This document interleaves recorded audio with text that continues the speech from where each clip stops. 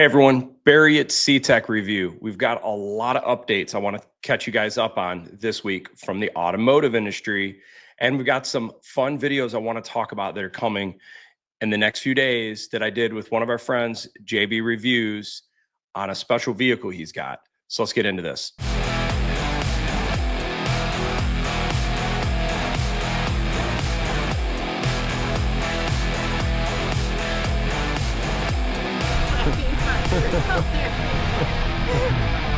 So if you haven't heard the news by now, a few days ago, the EPA director had mentioned the new changes and guidance that is going to be taking place, which I think is phenomenal.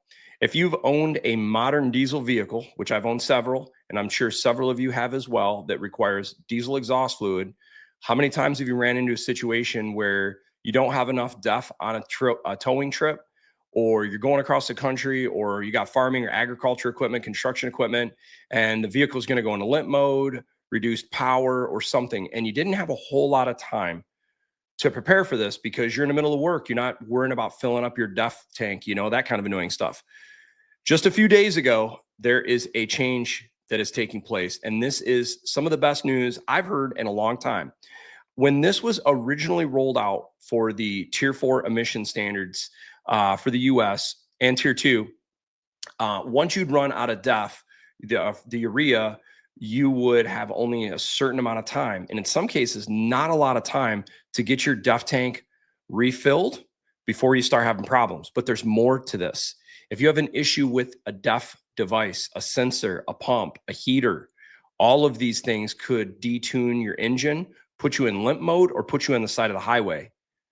Effectively, very soon, this is going to be removed. Not the DEF device, but the enforcement of deregulating power. This is phenomenal. So let me show you what's going on here. If you go over to EPA.gov and you go to this fact sheet, there's a bunch of videos talking about this that are really good. But basically, what they're talking about is they're going to revise the DEF system software in existing vehicles and equipment to reduce the D rates. The selective catalyst reduction, SCR, reduces NOx emissions through the diesel exhaust fluid. That's the whole point DEF exists.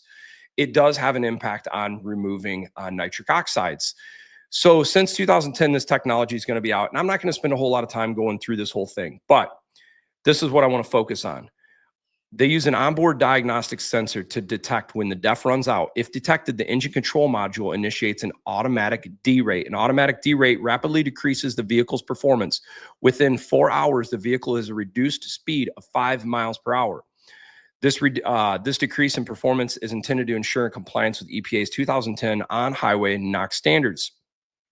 But if there's a sensor that fails, which you guys have probably had that happen, I've also had it happen, it triggers also a derate. That can be a mess. You're on a trip, you're going on a weekend, you're pulling a trailer across the country, you're working, and this happens and your vehicle is now limping on the side of the highway. Huge inconvenience. This, to me, of what they're doing is the most logical thing they could do right now while keeping emissions intact. Automatic derates have raised safety concerns. Could believe that. Imagine you're on a highway doing 70 miles an hour and now you're reduced to 5 miles per hour. And real economic hardship for our countless truckers, farmers, and other equipment users. Starting model year 2027, all new on-road diesel vehicles must be engineered to avoid sudden power and reduce speed after DEF depletion. However, the problem remains for vehicles until 2027 model year rule takes effect. EPA is responding to concerns across America. And then this is a breakdown, basically. So they break this down across motor coaches, HD trucks, HD pickups, and light duty cars, and non-road. So if you're not familiar with some of this stuff, motor coaches could be like your class C or Class A motorhomes, large class vehicles. Before, when you had a DEF reduction or a DEF sensor failure, you had 4 hours and it reduced your speed to 5 miles per hour. Now, the new move is you've got 10,500 miles or 200 hours, and it will reduce the speed at that point of 50 miles per hour. That's a huge difference. And this would get you across the country. Imagine if you're on a trip with your family, or if you're towing pigs or hot shotting, this is a big improvement. Now, heavy duty trucks, this I believe is, I think it's class 4 and above or class 5 and above trucks.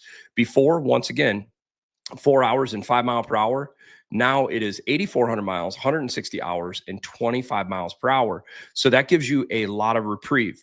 Now, for most of the people watching my channel, it's more heavy duty trucks and light duty cars. That would be your class 1, class 2, class 3, and sort of class 4 vehicles. That'd be like an F450. Technically, it's a class 3 vehicle.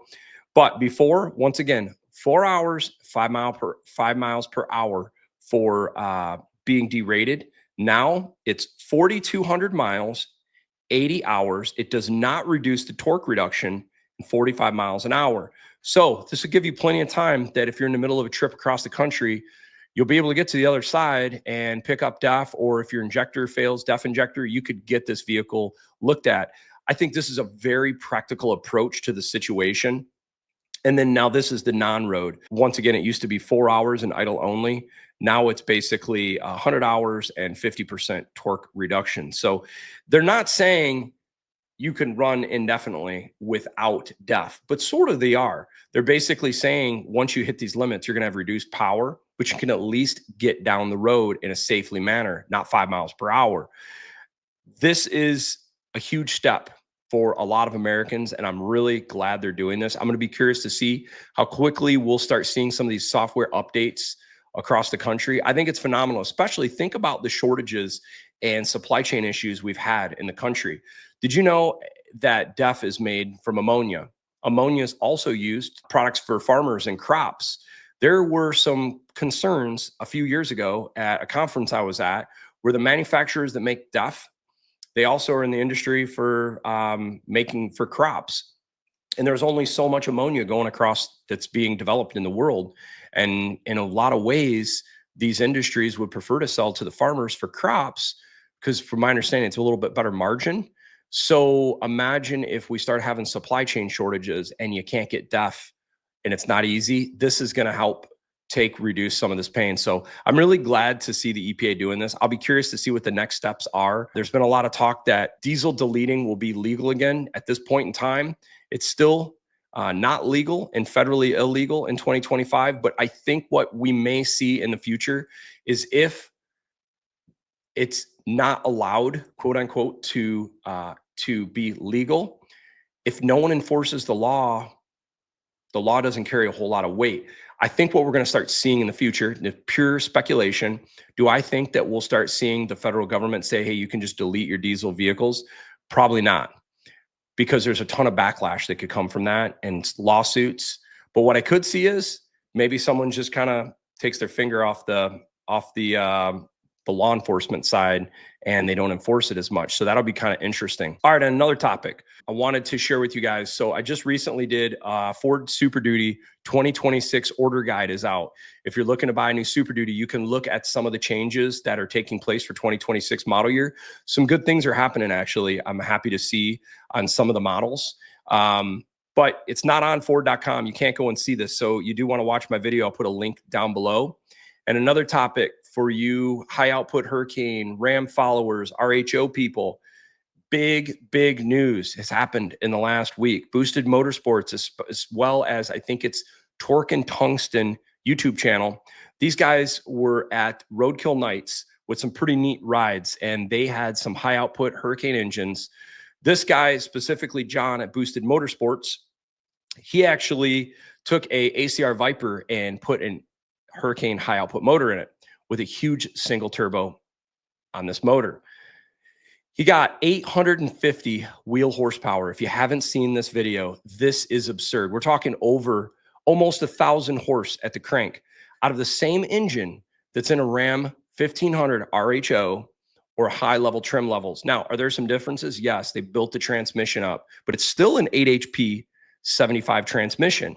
And they also had some different standalone tuning and obviously a large single turbo.